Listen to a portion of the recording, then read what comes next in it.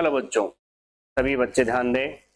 आप लोग इस बात पर फोकस करें कि पिछली क्लास के अंदर मैंने बेसिक बताया कि किस तरह से हम डिफरेंशियल इक्वेशन के बारे में हम समझते हैं, क्या होती है डिफरेंशियल इक्वेशन।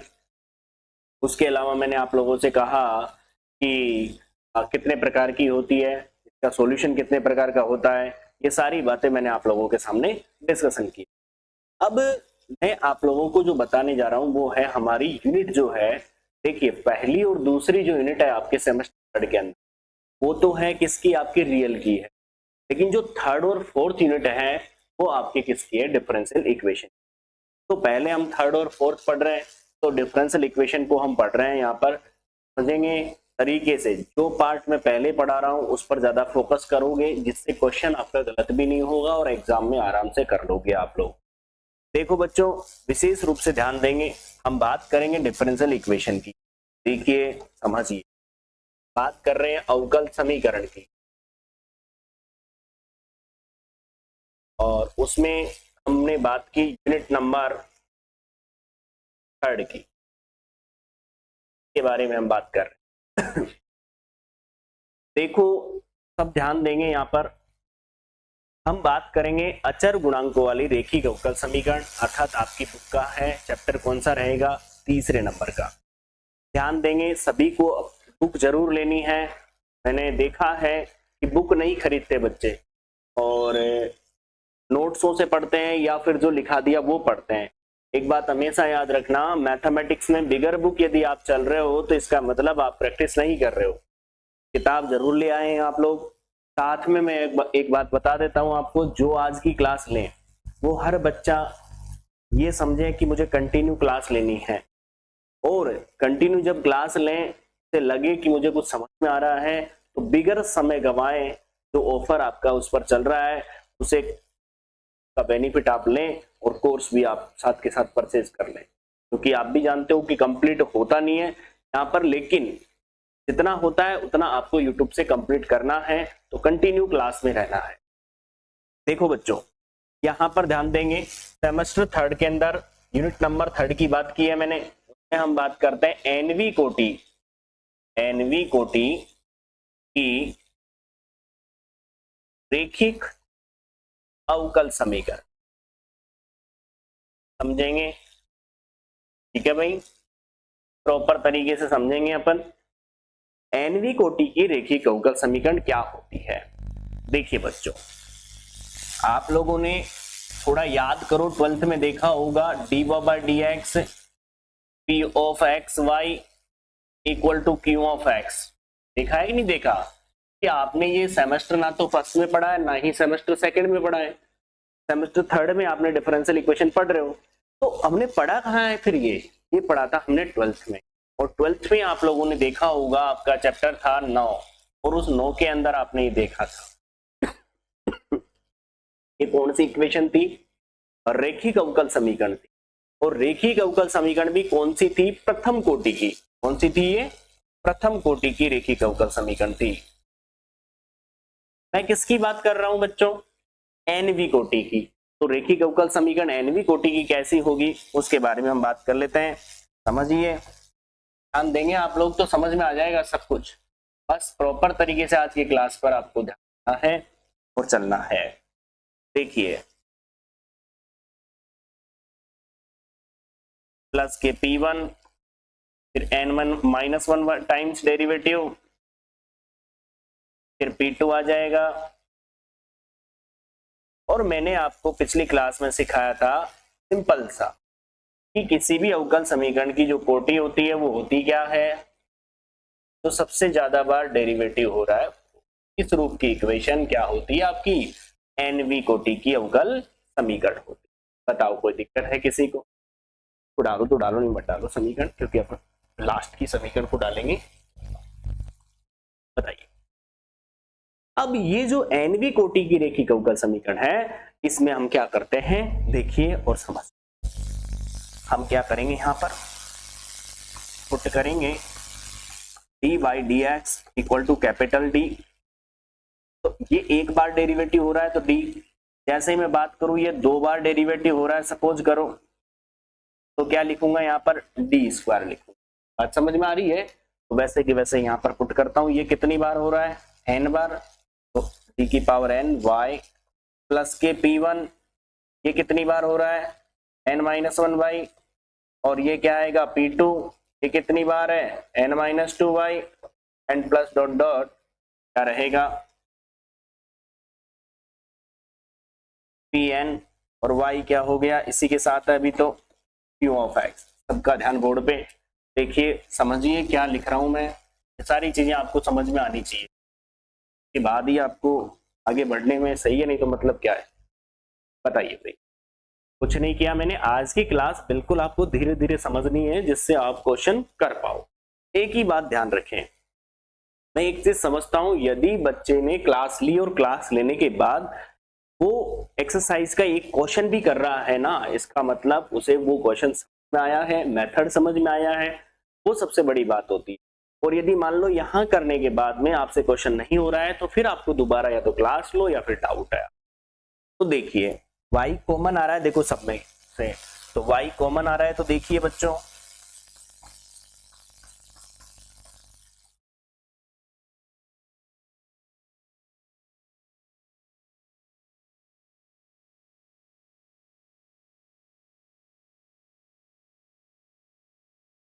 देख लीजिए आप लोग, ये y कॉमन आ गया, तो ये जो ब्रैकेट बना है ये पूरा का पूरा फंक्शन किसका है?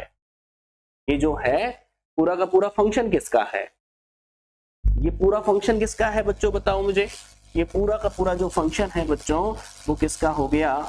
f of d। मान लिया मैंने इसको, दिक्कत थोड़ी है इसमें। एक सेकंड, ये पूरा फंक्शन मैंने capital f of d y equal to q, इसे मैंने समीकरण नंबर 1 डाल। अब मेरी बात ध्यान से सुनेंगे आप लोग कि जो आपका क्वेश्चन था उसका कैसा रूप आ गया? f of D Y equal to Q of X. मुझे यहां पर ये जो पूरा f ऑफ डी है वो कौन है? d का जो फंक्शन। तो ये इक्वेशन को इस रूप में हम लिख सकते हैं। अब यहां पर ध्यान देंगे हम, वो सुनिए, यहां लिख देता हूं मैं, जहां p1 p2 dot dot pn तथा q ऑफ x। भाई यहाँ पर जो p1 p2 जो गुणांक में आ रहे हैं, p1 है, p2 है, p3 है, डॉट डॉट pn है या q ऑफ x है, या तो ये अचर है या तो क्या है? ये अचर तथा या x के फलन। भाई दोनों में से एक होंगे, या तो वो कांस्टेंट होंगे जो आ रहे हैं, वो या तो ये क्या होंगे? आपके कांस्टेंट होंगे, या फिर क्या होंगे? वो x के फलन होंगे। क्लियर सी बात है। तो अब एक बात बताओ, यदि p1 p2 dot dot pn अचर हो, तो एक बात बताइए, ये जो अवकल समीकरण है वो किसके गुणांक में आ जाएंगे? अचर के गुणांक में आ जाएगा कि नहीं आ जाएगा? इसका मतलब पढ़ क्या रहे हैं हम? अचर गुणांकों वाली रेखिक अवकल समीकरण, अर्थात linear differential equation with constant coefficient. समझ रहे हो मेरी बात को? तो ये क्या होगा? p1 p2 pn अचर हो तो अचर गुणांकों वाली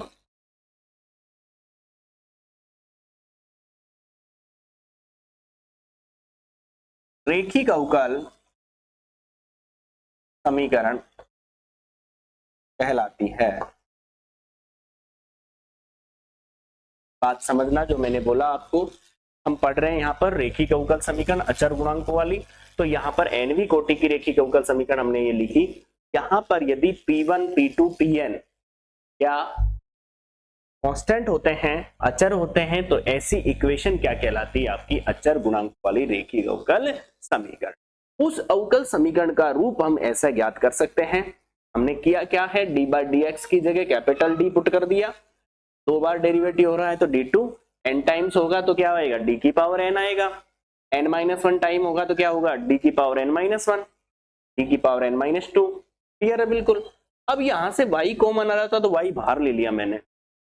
ये पूरा का पूरा जो फंक्शन है वो किसका बन गया? f ऑफ d का बन गया, मतलब f ऑफ d मान लिया इस फंक्शन को। तो इस रूप की समीकरण, जो भी समीकरण होगी वो कैसी होगी? इस रूप। क्लियर सी बात है बिल्कुल। एक बार आप देख लीजिए, समझ लीजिए, मैं आगे बढ़ता हूं। क्योंकि मैं यहाँ इस क्लास में आपको लिखने का समय नहीं दूंगा, ध्यान रखना। आपको लिखना है तो वीडियो को आप रोक करके लिख लें, वो आप जानते हो, ठीक है, या फिर आप बाद में लिख लो स्क्रीनशॉट लेकर के। समझने पे ध्यान देंगे, कंटिन्यू आप समझे क्लास को, फिर उसके बाद आप लिख सकते हो, ठीक है भाई। और एप्लीकेशन पर मैं आपको पीडीएफ अवेलेबल करवा दूंगा साथ के साथ, तो लिखने की भी झंझट नहीं रहेगी आपको। हाँ जी भाई, आगे बढ़ू। अब देखो हमें करना क्या है बच्चों, हमें करना ये है, इस रूप की जो इक्वेशन होगी इसे सोल्व करना है। देखिए हल, व्यापक हल, का व्यापक हल, जो समीकरण 1 है का व्यापक हल क्या होता है, जनरल सॉल्यूशन के बारे में हम देखो बच्चों, इसमें क्या होता है कि इसका जो व्यापक हल होता है वो क्या होता है, ध्यान देंगे यहाँ पर, वो होता है y बराबर सी एफ प्लस के पी। सी एफ को हम बोलते हैं यहाँ पर कॉम्प्लीमेंट्री फंक्शन अर्थात पूरक फलन, ठीक है। और इस पी आई को हम बोलते हैं पर्टिकुलर इंटीग्रल अर्थात विशिष्ट समाकल। अब आपको करना क्या है, क्वेश्चन को ज्ञात कर सोल्व करने के लिए हमको सी एफ ज्ञात करना होगा और पी आई ज्ञात करना होगा। जैसे ही सी एफ और पी आई मिल जाएगा वैसे ही क्या हो जाएगा, आपका आंसर तैयार। इक्वेशन इस रूप का होगा, आपको क्या ज्ञात करना होगा, सॉल्यूशन ज्ञात करोगे तो जनरल सॉल्यूशन ज्ञात करोगे तो क्या लिखोगे, C F plus P I. अब सी एफ चाहिए आपको और पी आई चाहिए, कुल मिला के एक ही बात चाहिए, इसके अलावा कोई बात नहीं। अब हम ये सीखेंगे कि सी एफ कैसे ज्ञात करते हैं, हम ये सीखेंगे कि पी आई कैसे ज्ञात करते हैं। ये बातें हम आप लोगों के साथ डिस्कस, जो बातें मैं बता रहा हूं उसको बिल्कुल माइंड में फिक्स कर लेना है और क्वेश्चन पर अप्लाई कर दें, आराम से क्वेश्चन सोल्व, कोई दिक्कत नहीं आई। देखिए यहां मैं एक नोट लिख देता हूं जिससे आपको पता रहे, जब q of x not equal to 0 हो तो ही पी आई ज्ञात होता है। बात को समझ जाना, क्योंकि यदि q ऑफ x बराबर पहले से 0 है तो ये याद रखें, q ऑफ पी आई याद नहीं करोगे, जो सी एफ होगा वही आंसर हो जाएगा आपका। और यदि q ऑफ x 0 ये हो तो पी आई ज्ञात होता है, और q ऑफ x बराबर 0 है तो पी आई ज्ञात नहीं होगा, लेकिन यदि q ऑफ x 0 नहीं है तब ही पी आई ज्ञात होगा। बात समझ में आ गई होगी, मैं जो बोल रहा हूं उस चीज को देख लो आप एक बार, ठीक है भाई। अब हम आगे बढ़ते हैं, देखो हेडिंग बनाओ पहले तो, सी एफ ज्ञात करना, पहली हेडिंग हम बात कर रहे हैं क्या, सी एफ ज्ञात करना, कैसे ज्ञात करते हैं सी एफ। समझने पे ध्यान दो प्रॉपर तरीके से, टाइम दो पढ़ाई में।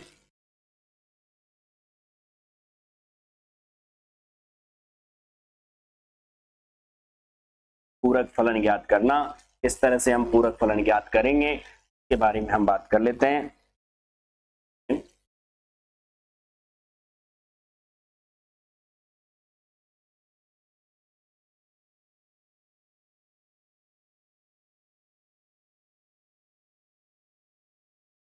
देखिए सी एफ हम ज्ञात करते हैं, कैसे ज्ञात होगा सी एफ, इसके बारे में आप लोगों से बात कर लेता हूं। देखो सबसे पहली बात तो आप क्या करोगे, सी एफ के लिए यहां लिखोगे, सी एफ के लिए इंग्लिश में ही लिख दो, लिख देना क्वेश्चन में भी, फॉर सी एफ। सबसे पहली स्टेप में फॉर सी एफ के लिए क्या करोगे, एफ ऑफ डी वाई बराबर 0। जब भी सी एफ ज्ञात करोगे फर्स्ट स्टेप में क्या करोगे, F of D Y equal to 0। कहने का मतलब आप क्यू ऑफ एक्स होगा तो भी आप सी एफ ज्ञात करोगे, तब क्या करोगे 0 के बराबर लेके चलो। अब सेकंड स्टेप में आप क्या करोगे, वहां पर ध्यान देंगे आप लोग यहां पर,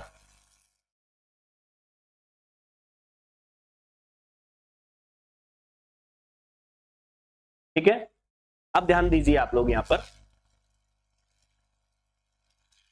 इसमें हम क्या करेंगे, ऑक्सिलरी इक्वेशन, सहायक समीकरण, ऑक्सिलरी इक्वेशन जिसे हम क्या बोलेंगे, सहायक समीकरण।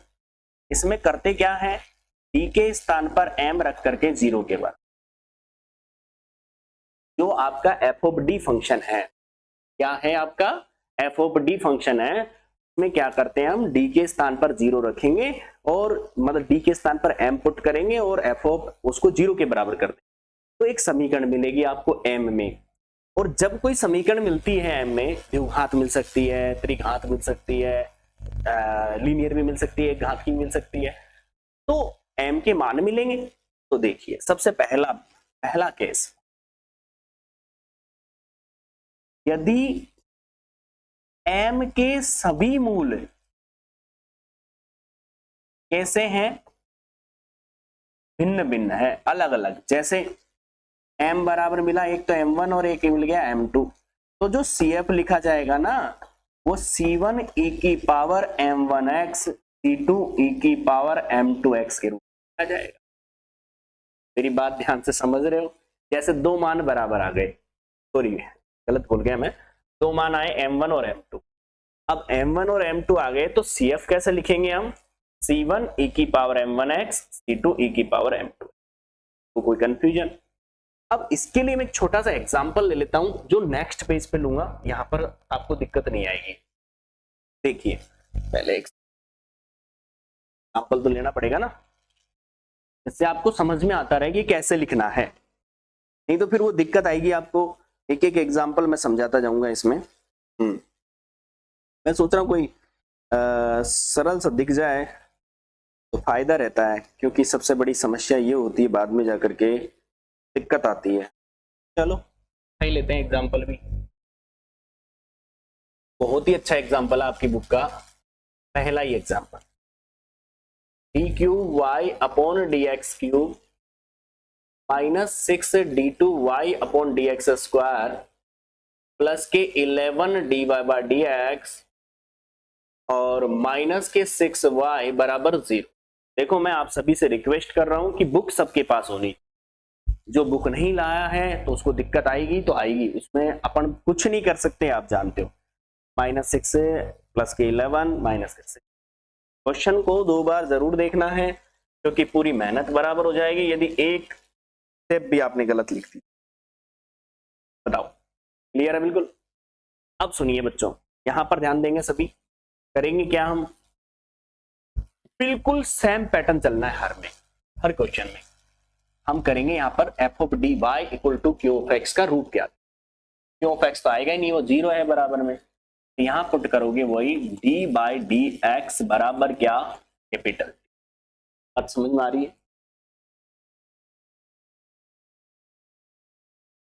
तो इसका देखो ये क्या बना, D cube minus 6d square plus के 11d, वाई तो बाहर ले रहा हूं माइनस से, बताओ वाई बाहर आ गया बराबर है ना, function D cube D square D और 6 वाई बाहर आ गया। ये पूरा फंक्शन किसका हो गया बताओ बच्चों, ये पूरा का पूरा जो फंक्शन है वो हो गया डी का, F of D Y equal to क्या हो गया, आपको इस रूप में इक्वेशन को लाना ही लाना है पहले। बताइए अब क्या ज्ञात करोगे बच्चों, CF ज्ञात करना सीखना है ना अपन को, तो 4CF ऐसे ही लिखोगे। 4CF के लिए क्या करते हो, एफ ऑफ डी वाई बराबर यही करोगे, यहां पे क्यू ऑफ एक्स होगा तब भी CF ज्ञात करोगे तो बराबर 0 ही लोगे आप। अब क्या लिखोगे बच्चों, ऑक्सिलरी इक्वेशन, सहायक समीकरण, उसके लिए क्या करते हो, डी के स्थान पर m रख करके 0 के बराबर, बिल्कुल सेम पैटर्न है, चेंज नहीं करना कुछ भी, ये बात याद रखना। अब इक्वेशन पर ध्यान दो, m cube 6m square 11m minus 6 equal to 0। देखिए आप इक्वेशन को, m cube minus 6m square plus के 11m माइनस के 6 इक्वल टू 0।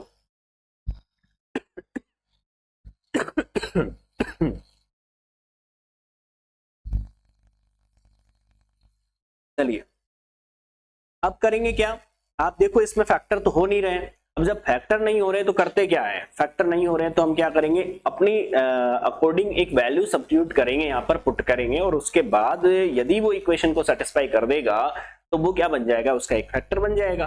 तो देखिए बच्चों, m बराबर 1, 3 का इसमें टुकड़े नहीं हो रहे, द्विघात नहीं हो रही, तो मेरे हिसाब से 8th क्लास में या इसमें पढ़ा होगा आपने कि कोई समीकरण में यदि कोई मान आपने पुट किया और वो संतुष्ट कर दिया तो उस जैसे x बराबर अल्फा पर सेटिस्फाई हो गया तो x माइनस अल्फा उसका क्या हो गया, एक गुणनखंड हो पढ़ा है ना। तो वैसे ही m बराबर 1 रखा, तो देखो यहाँ पर 1 रखा तो 1 दिख रहा है आपको, मैंने क्या किया यहाँ पर m बराबर 1 रखा, तो देखो बच्चों m बराबर 1 रखा यहाँ रखो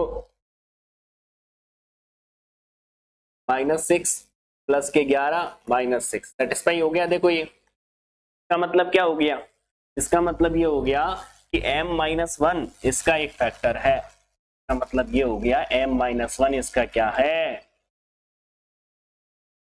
एक गुणनखंड। बहुत पुरानी वाली बात है ये, पहले पढ़ी होगी आप लोगों ने, काफी टाइम पहले की बात। अब बताओ मुझे m-1 आपको मिला ना, तो भाग लगाइए इसमें, m³ minus 6m square plus 11m और माइनस के 6, बोलिए। अब डिवाइड करना आना चाहिए आप पे, पहले अंक को मिलाओ, m³ चाहिए, बताओ किससे गुणा करूं कि m³ आ जाए, सोच के देख लो आप, किससे गुणा करूं, m स्क्वायर से करना पड़ेगा ना, तो इसे किससे मल्टीप्लाई करा, m स्क्वायर, तो बताओ ये कितना आया m³, ये कितना आएगा m स्क्वायर, ये माइनस ये प्लस, बताओ ये इससे गया कि नहीं गया। अब यहां कितना बच गया, माइनस के 5m स्क्वायर प्लस 11m। अब बताओ माइनस के 5m स्क्वायर कब आएंगे, जब इसको किससे मल्टीप्लाई करूं, माइनस के 5m से, तो माइनस के 5m हुआ,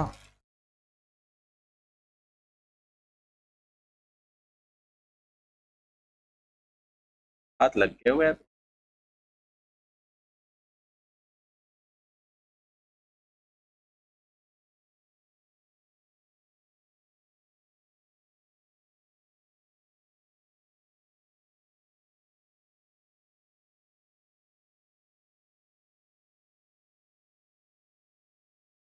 माइनस के 5m स्क्वायर मल्टीप्लाई कर रहा हूं ना, माइनस के 5m तो प्लस का हो गया ये, देखो ढंग से मल्टीप्लाई कर रहा हूं, सबको ध्यान देना है यहाँ पर, इसका मल्टीप्लाई इससे क्या, तो माइनस के 5m स्क्वायर और प्लस के 5m, ये प्लस का हो गया और ये माइनस का हो गया, ये चला गया, यहाँ पर बच गया 6। बताओ अब किससे गुणा कर दूं, सीधे सीधे आ गया होगा 6 से, ये ऊपर से उतरेगा ना, माइनस प्लस ये चला गया। बताओ डिवाइड करना आप पे आना चाहिए, मैंने एक एक स्टेप बताइए आपको किस तरह से।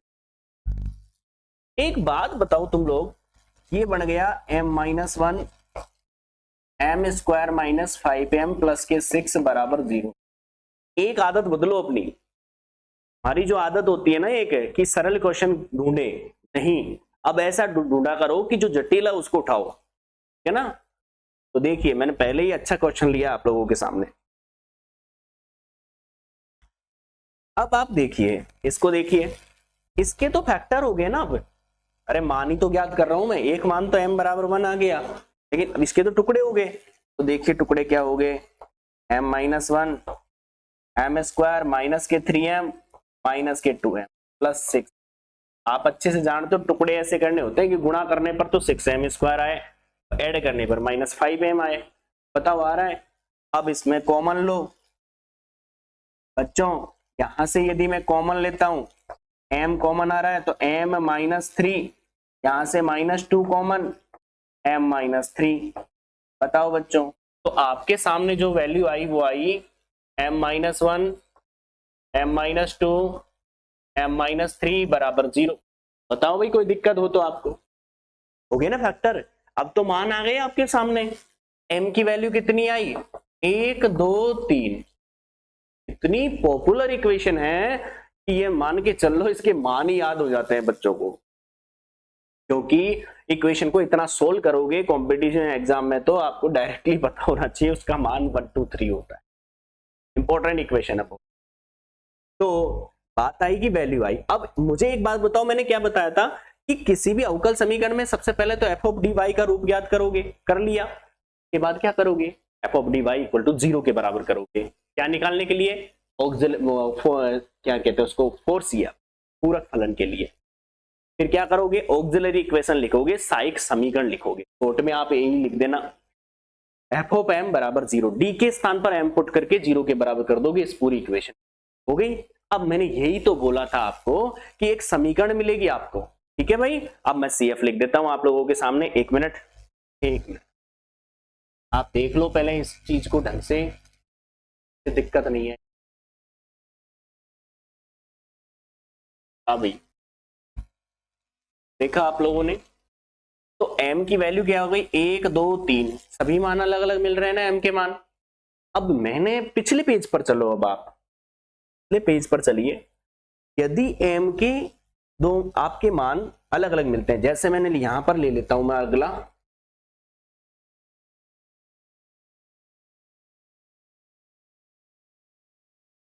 देखिए यदि m के 3 मान मिले, एक तो m1, एक m2 और एक m, 3 मान मिल गए। अब इसका CF कैसे लिखोगे, मैंने सिखाया है इसका CF पूरक फलन लिखोगे आप, C1 e की पावर m1x, C2 e की power m2x and C3 e की पावर m3x। बताओ क्या बोला मैंने कि C1 e की पावर m1x, C2 e की power m2x and C3 e की पावर m3x आपके साथ। अब सेम है ना, तो वहां पे 3 मान कौन कौन से मिले, m1 बराबर 1, m2 बराबर 2 और m3 बराबर 3, तो हम लिखते हैं वहां पर, क्या दिक्कत। तो इसका जो CF होगा बच्चों, CF होगा क्या, C1 e की पावर m1x अर्थात 1x, समझ में आ गई बात। फिर C2 e की पावर 2x और C3 e की पावर 3x। बताओ मुझे CF समझ में आया कि नहीं। जब आपके मान अलग अलग आपको मिलते हैं तब की बात हो रही है, ये विशेष रूप से है ना। अभी तो पहला ही केस क्या है जो आपको क्लियर समझ में आ जाना चाहिए, ठीक है भाई। यही तो कहा मैंने कि m के मान यदि क्या मिलते हैं आपको, अलग अलग मिलते हैं, तो CF ऐसे ले, ठीक है भाई। देख लीजिए आप लोग एक बार पूरा, फिर आगे बढ़ते हैं अपन।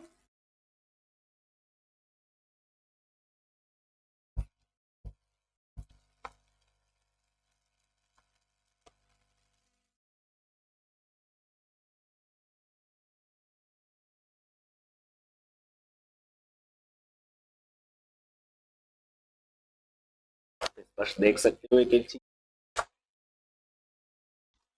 आगे बढ़ जाएं। तो देखो बच्चों, नेक्स्ट बात करता हूं मैं यहीं पे, केस नंबर 2, इसी में अब जैसे जैसे मान आते जाएंगे वैसे वैसे बढ़ता हुआ जाएगा, कंटिन्यू। N1 नहीं लिखा मैंने। अब देखिए केस नंबर 2, कलर भी चेंज कर लेता हूं मैं इसकी। केस नंबर 2, यदि m के मूलों में पुनरावृत्ति हो, चलो कई बार तो ऐसा होता है ना हिंदी आती ना इंग्लिश आती, पुनरावृत्ति।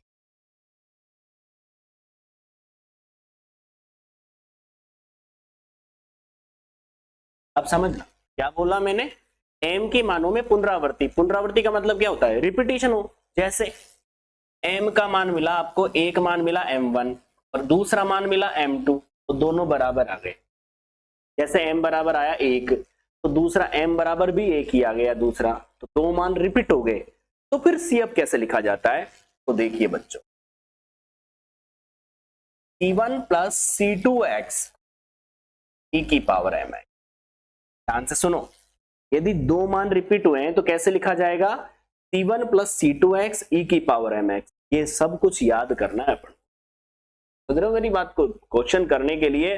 और याद रखें, तीसरी और चौथी यूनिट समझने के लिए तीसरा चैप्टर समझना नेसेसरी है, समझना ही समझना पड़ेगा। पूरा फोकस रखना इस पर, इससे दिक्कत नहीं आएगी। अब मानो 3 मान आ जाए, M1, M2 और एक और आ गया M3, तो फिर CF क्या होगा, C1 plus C2x C3x square हो जाएगा और e की पावर mx। अब जैसे तीसरा नहीं 4 मान रिपीट हो गए तो फिर C4x क्यूब आ जाएगा, e की पावर mx आ जाएगा, कंटिन्यू चलता जाएगा, सिंपल सी बात है। अब मैं R1 भी लिख देता हूं इसके अंदर।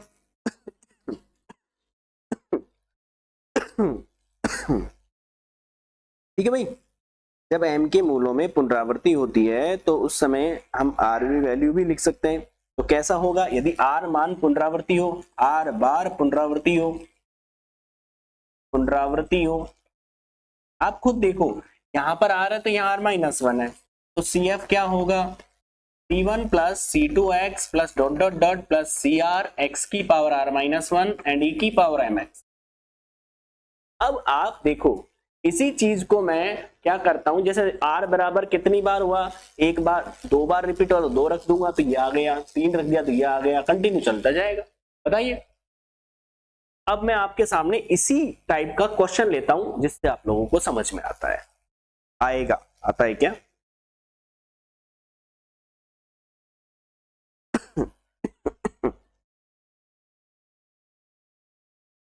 चलिए, आपका एग्जाम्पल 2,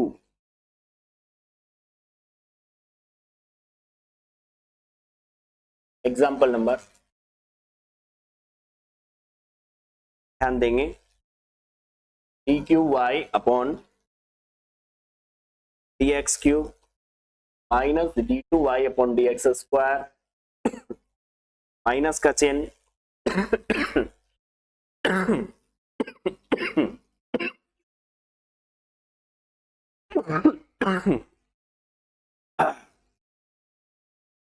गणे में problem, d2y upon dx square minus dy by dx and plus के y बराबर 0। क्वेश्चन को जरूर देख लिया करो 1-2 बार तो दिक्कत नहीं होती। सबसे पहले देखो ये रूप कैसा होगा, यहाँ पर d बाई dx बराबर क्या माना आपने, कैपिटल D। मुझे बताओ ये क्या बनेगा, d क्यूब माइनस के d स्क्वायर माइनस के d प्लस के 1 y भार इक्वल टू 0।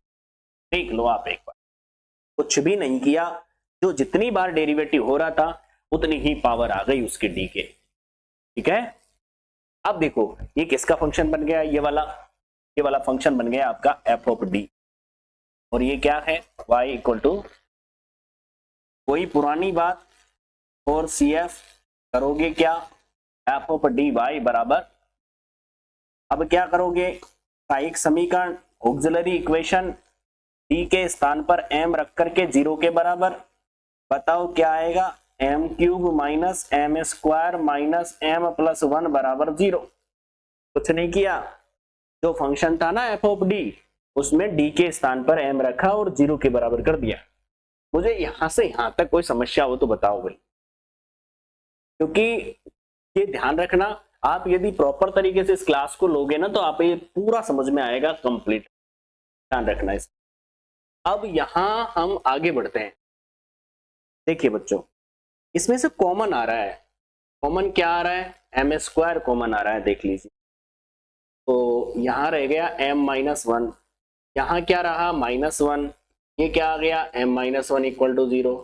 बताओ m स्क्वायर -1 m-1, ये तो समझ गए होंगे, ये एक बार प्लस एक बार माइनस, ये भी एक बार माइनस। अब मैं एक बात करता हूं, एक तो आ गया m बराबर -1 और एक आ गया 1 बताओ भाई, एक मान तो अलग है तो अलग का व्यवहार अलग के साथ होगा। रिपीटेशन हो रहा है, पुनरावृत्ति हो रहा है, तो पुनरावृत्ति का व्यवहार पुनरावृत्ति के साथ होगा जैसा है। देखो भाई, CF लिखते हैं हम, ध्यान से सुनना, ये अलग है ना, कैसे लिखेंगे, C1 e की पावर माइनस x m1x। अब 2 मान रिपीट हो रहे हैं, अब ये C1 ले लिया ना तो फिर आगे ही लूंगा ना मैं, C2 C3 ले लूंगा, इसमें कोई कंफ्यूजन मत करना। बताओ 2 मान रिपीट हो रहे हैं, पीछे पेज पर आओ, इस पे और भी पीछे 2 मान रिपीट हो रहे हैं, m1 और m2, कितना दे रखा है 1। तो बताओ क्या लिखेंगे हम, C2 प्लस C3x e की पावर mx, यही बात होगी ना। अरे C1 पहले लिख लिया, कई बार आंसर वाला बाद में लिख लेता है तो कोई इशू नहीं उसमें। देखिए बच्चों आगे बढ़ते हैं अपन।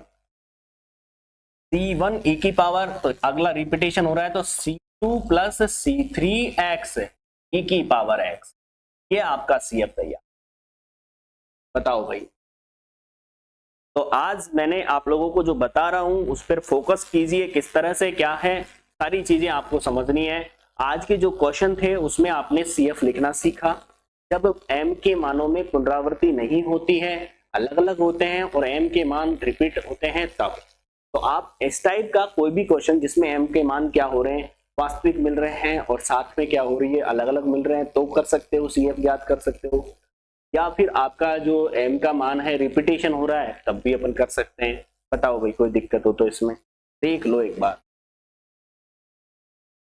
बताओ भाई कोई भी समस्या है इसके अंदर तो बताइए।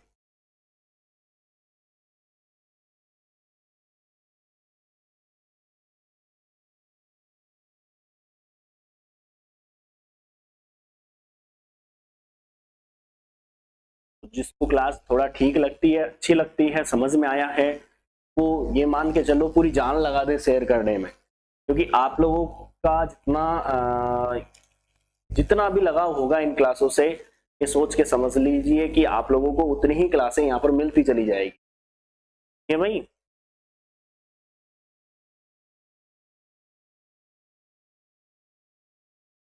पूरा सिलेबस कहीं भी पॉसिबल नहीं है, ध्यान रखना, इसलिए बोल रहा हूं मैं आपको। किसी भी आप कहाँ भी पढ़ रहे हो, किसी भी कॉलेज में पढ़ रहे हो, कहीं भी पढ़ रहे हो, पूरा सिलेबस नहीं होगा, आधा अधूरा होगा। तो आप लोगों को यदि कंप्लीट करना है तो आपको कोई अन्य प्लेटफॉर्म ही काम में लेना पड़ेगा, ये ध्यान, क्योंकि सिलेबस इतना है कि क्लासों में पूरा ही नहीं होता है, एक्स्ट्रा क्लासें देनी पड़ेगी तब जाके आप लोगों का सिलेबस पूरा, और सेमेस्टर थर्ड पूरा होगा यहाँ पर 100% होगा। हाँ भाई अब आगे पीछे क्या हुआ है पहले वो चीजें अलग बात है। एक और सवाल मैं आप लोगों के सामने ले लेता हूं जिससे आप लोगों को और भी क्लियर हो जाए बात। देखिए एक छोटा सा सवाल है, प्रश्नावली का ले लिया कोई भी, डी क्यूब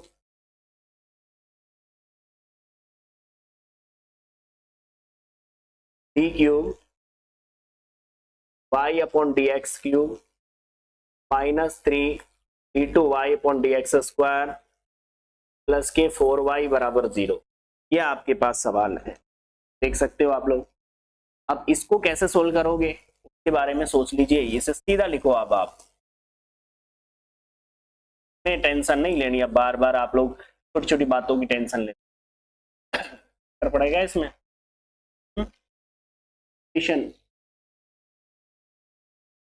नहीं लिखे क्या? हाँ ये ले लो, D cube Y upon D X cube minus के 13 डी एक्स प्लस के 12 वाई बराबर 0, देख लीजिए आप। बताओ भाई ये क्या बन गया, डी क्यूब माइनस के 13d प्लस के 12 और y इक्वल टू 0 बन गया ना, F of D Y equal to 0। किसी को दिक्कत है क्या इसमें? मेरे हिसाब से इसमें तो दिक्कत नहीं होगी। अब क्या लिखोगे आप, 4CF, CF में क्या करते हो, एफ ऑफ डी वाई बराबर 0। मुझे बताओ फिर क्या लिखते हो, ऑक्सिलरी इक्वेशन डी के स्थान पर m रख करके 0 के बराबर, m क्यूब माइनस के 11m एंड प्लस के 12 बराबर 0। अरे ये समीकरण बन रही है, एक बात बताओ कि टुकड़ा हो रहा है क्या इसमें से, टुकड़े हो रहे हैं कि फैक्टर हो रहे हैं, क्या नहीं हो रहे? हो रहे हैं, बताओ। मल्टीप्लाई करने पर m क्यूब कैसे आएगा? लेकिन इसमें एक चीज सामने नजर आ रही है कि हम m बराबर 1 यहां पर प्रतिस्थापित करें, m बराबर 1 पॉसिबल नहीं, m बराबर -1 पुट करें अपन, क्या पुट करें बताओ, सोच के बताओ ना भाई, इसमें क्या पुट करें हम? इससे इस इक्वेशन को आप क्या करोगे, सोल्व करोगे। सोल्व करोगे तो जो m का मान आपको पास मिलेगा उसके आधार पर आप क्या लिखोगे, f लिखोगे। ये आपका क्या है बच्चों, क्लियर है? थोड़ी दिमाग लगाना हल्का सा, आप लोगों को पता चलेगा, आप लोग आराम से सोल्व कर पाओ। ठीक है भाई, क्या मिस्टेक है क्वेश्चन में या क्या है क्या नहीं है, सोल्व करने के बाद पता चलेगा आपको जो भी है या सही है। ठीक है भाई, तो अब नेक्स्ट क्लास में हम आगे की बातें सीखेंगे। बस आप लोगों को नोट्स बनाने हैं, बुक जेपीएच आपको परचेज करनी है, ध्यान रखना।